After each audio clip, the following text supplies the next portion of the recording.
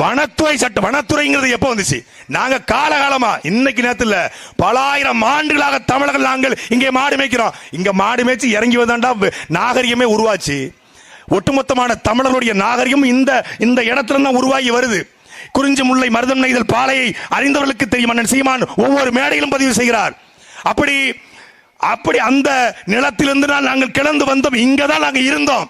இங்கதான் மறவரும் குறவரும் நாடாரும் தேவரும் ஒட்டுமொத்த சமூகமும் உருவாகி வந்தது இந்த இடத்திலிருந்து தான் வந்துச்சு.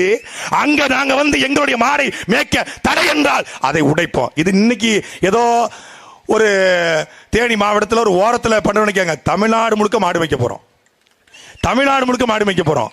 பெரும்பெரும் பண்ணைகளை உருவாக்க போறோம். எப்போ? 2026 நாம் தமிழர் கட்சியுடைய ஆட்சி வருகிற பொழுது நிச்சயமாக இது நடக்கும். அதற்கான ஒரு சின்ன ஒரு சாம்பிள் தான் இந்த கூட்டம். அண்ணன் சீமான் சொன்னாங்க, டேய் எந்த வழியா போனா, எந்த வழியா வந்து அவங்க மறிக்கிறாங்கன்னு நம்ம குறுக்க போயிடும். நம்ம போனா வழியை நம்ம அவங்களே திறந்து விட்டுருவாங்க. ஏன்னா வனத்துறைக்குள்ளேயும் நல்ல மனிதநேயம் உள்ள தமிழ் பண்பாட்டை நேசிக்கக்கூடிய நிறைய அதிகாரிகள் இருக்காங்க. ஒரு 10% கொஞ்சம் டிராவிடியன் கலப்பு இருக்கு. மற்றபடி 90 விழுக்காடு அதிகாரிகள் நம்ம பக்கம் தான் நிற்காங்க. உள்ளுக்குள்ள ரசிக்குவாங்க. சீமான் இன்னைக்கு நல்லா ரெண்டா பொழந்துட்டு போயிடட்டும், அப்படின்னா தான் இந்த வனத்துறைகள் நாம ஃப்ரீயா இருக்க முடியும் அப்படின்னு அவங்க நினைச்சிட்டு இருப்பாங்க.